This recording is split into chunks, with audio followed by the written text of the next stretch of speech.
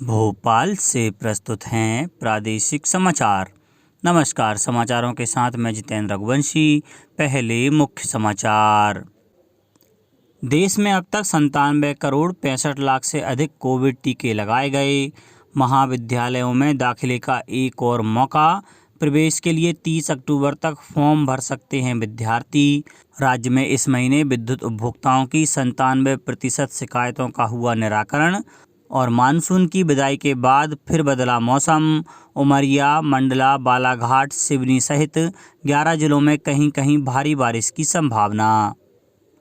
अब समाचार विस्तार से।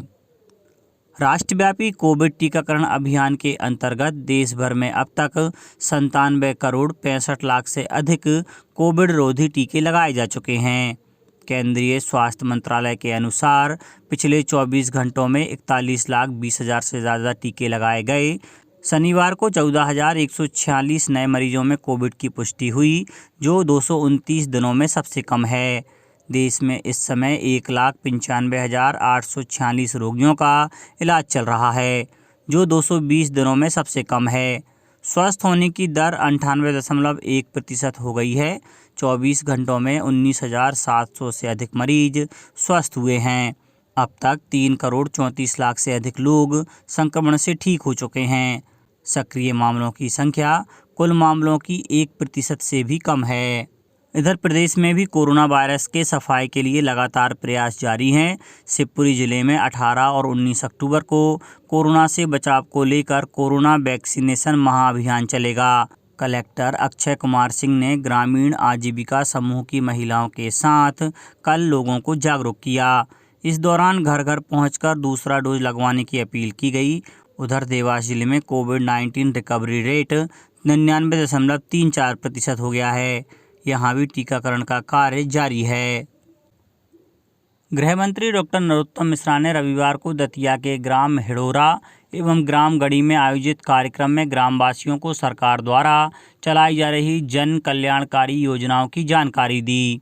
उन्होंने कहा कि वे गांव के विकास के लिए हर कदम उनके साथ खड़े हैं। गृह मंत्री डॉक्टर मिश्रा ने कहा कि राज्य सरकार प्रत्येक गांव का विकास चाहती है। ग्राम के बच्चे भी उच्च शिक्षा प्राप्त कर आगे बढ़ सकें। सरकार जन कल्याणकारी योजनाओं का संचालन कर अधिकतम व्यक्तियों तक अधिकतम लाभ पहुंचाने का निरंतर कार्य कर रही है, जिससे अंतिम छोर के अंतिम व्यक्ति तक योजनाओं का लाभ पहुंच सके। डॉक्टर मिश्रा ने कहा कि वे सतत गांव के विकास के लिए कार्य कर रहे हैं। गांव में आधारभूत विकास के लिए कोई कमी नहीं छोड़ी जाएगी। डॉक्टर मिश्रा ने ग्रामीणों से विकास के कार्यों में सहभागिता करने को कहा है। उन्होंने कहा कि अपने गांव का विकास करना है तो अपनी सोच बदलनी होगी। उन्होंने जनता को आश्वस्त किया कि वे हमेशा जनता के साथ हर मुश्किल में हर समय उपलब्ध रहेंगे। केंद्रीय जल शक्ति राज्य मंत्री प्रहलाद पटेल ने भोपाल में मीडिया से चर्चा के दौरान खंडवा लोकसभा और 3 विधानसभा सीटों पर होने वाले उपचुनाव में जीत का दावा किया है। श्री पटेल ने कहा कि प्रधानमंत्री नरेंद्र मोदी के नेतृत्व में केंद्र सरकार हो या मध्य प्रदेश की शिवराज सरकार हो, दोनों ही सरकार ने विकास और सुशासन के लिए उत्तम कार्य किए हैं। आगामी उपचुनाव में मध्य प्रदेश की जनता विकास व सुशासन के लिए ही वोट करेगी। इस बीच 30 अक्टूबर को होने वाले मतदान के लिए चुनाव प्रचार तेज हो गया है। मुख्यमंत्री शिवराज सिंह चौहान ने कल पृथ्वीपुर और रैगांव विधानसभा क्षेत्र में चुनावी सभाओं को संबोधित करते हुए भाजपा प्रत्याशियों के समर्थन में प्रचार किया। वहीं कांग्रेस प्रत्याशियों के लिए इन सीटों पर पूर्व मुख्यमंत्री कमलनाथ ने वोट मांगे। इस बीच उपचुनाव के लिए प्रशासनिक तैयारियां भी जारी हैं। सतना में कलेक्टर कार्यालय में माइक्रो ऑब्जर्वर का प्रथम प्रशिक्षण आयोजित किया गया। वहीं ईवीएम, वीवीपीएटी मशीनों का एफएलसी कार्य कल से शुरू हो गया। उधर खंडवा में बैलेट यूनिट मशीनों का एफएलसी कार्य कल नहलदा में हुआ। खंडवा लोकसभा क्षेत्र के अंतर्गत आने वाले देवास जिले के बागली विधानसभा क्षेत्र में कल मतदाता जागरूकता रैली निकाली गई। प्रथम जूनियर बालक अकादमी नेशनल हॉकी चैंपियनशिप 2021 का आयोजन हॉकी इंडिया तथा खेल और युवा कल्याण विभाग के संयुक्त तत्वाधान में आज से 27 अक्टूबर तक मेजर ध्यानचंद हॉकी स्टेडियम में किया जा रहा है। चैंपियनशिप के मुकाबले मेजर ध्यानचंद हॉकी स्टेडियम के नवीन एस्ट्रोटर्फ हॉकी मैदान पर खेले जाएंगे। इस चैंपियनशिप में देश की शीर्ष 28 हॉकी अकादमियों की टीमें भागीदारी कर रही हैं। चैंपियनशिप का शुभारंभ नगरीय विकास एवं आवास मंत्री श्री भूपेंद्र सिंह के मुख्य आतिथ्य में आज सुबह 11 बजे मेजर ध्यानचंद हॉकी स्टेडियम में किया जाएगा। खेल और युवा कल्याण मंत्री श्रीमती यशोधरा राजे सिंधिया की पहल पर चैंपियनशिप की जिम्मेदारी हॉकी इंडिया ने खेल और युवा कल्याण विभाग मध्य प्रदेश को सौंपी है। खेल विभाग हॉकी इंडिया के सहयोग से इस चैंपियनशिप का पहली बार आयोजित कर रहा है। इससे पहले खेल विभाग ने सब जूनियर अकादमिक नेशनल हॉकी चैंपियनशिप की सफलतापूर्वक मेजबानी की थी। जूनियर हॉकी खिलाड़ियों के लिए यह एक बेहतरीन प्लेटफॉर्म साबित होगा। ऊर्जा मंत्री प्रद्युम्न सिंह तोमर ने बताया है कि चालू अक्टूबर माह के प्रथम 15 दिवस में प्रदेश स्तर पर कुल 1,77,852 शिकायतें प्राप्त हुई थीं, जिनमें से 1,73,252 शिकायतें निराकृत कर दी गई हैं। निराकरण का प्रतिशत 97.14% है। प्रदेश में विद्युत उपभोक्ताओं की शिकायतों के त्वरित निराकरण के लिए तीनों विद्युत वितरण कंपनियों में केंद्रीकृत कॉल सेंटर स्थापित किए गए हैं। कंपनी मुख्यालय भोपाल, जबलपुर एवं इंदौर में स्थित ये कॉल सेंटर 24 घंटे कार्यरत हैं। इनमें कॉमन नंबर 1912 के माध्यम से शिकायतें दर्ज कर संबंधित अधिकारी और कर्मचारी को शिकायत प्रेषित की जा सकती है।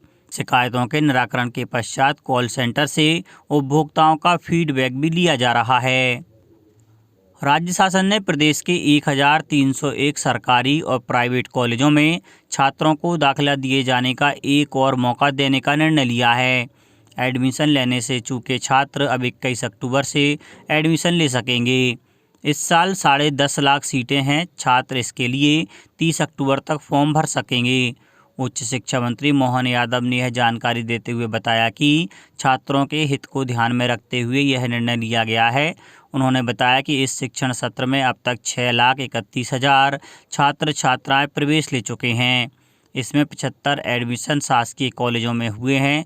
पिछले शैक्षणिक सत्र में 5,64,000 छात्र छात्राओं ने एडमिशन लिया था। इस वर्ष स्नातक और स्नातकोत्तर में 7,78,000 विद्यार्थियों ने पंजीयन कराया था। मंत्री श्री यादव ने कहा कि अभी तक 7 लाख से ज़्यादा विद्यार्थियों का सत्यापन हो चुका है।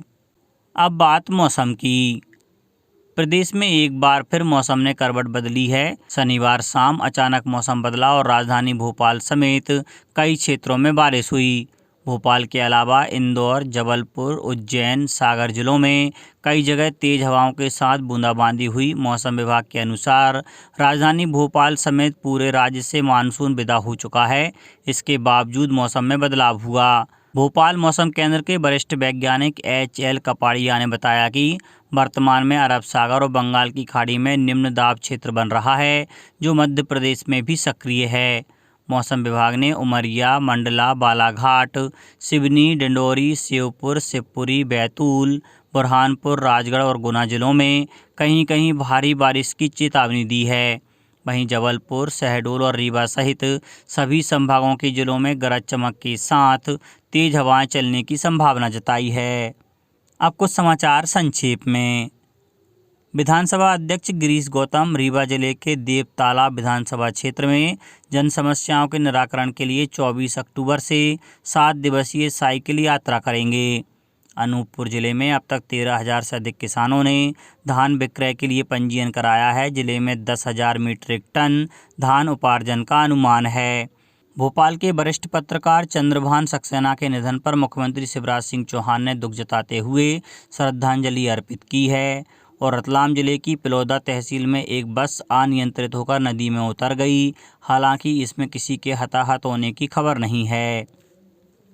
अंत में मुख्य समाचार एक बार फिर। देश में अब तक 97 करोड़ 65 लाख से अधिक कोविड टीके लगाए गए। महाविद्यालयों में दाखिले का एक और मौका। प्रवेश के लिए 30 अक्टूबर तक फॉर्म भर सकते हैं विद्यार्थी। राज्य में इस महीने विद्युत उपभोक्ताओं की 97% शिकायतों का हुआ निराकरण। और मानसून की विदाई के बाद फिर बदला मौसम।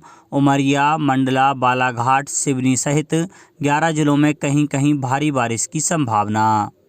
इस बुलेटिन में इतना ही। घर पर रहिए, सुरक्षित रहिए और सुनते रहिए प्रादेशिक समाचार। नमस्कार।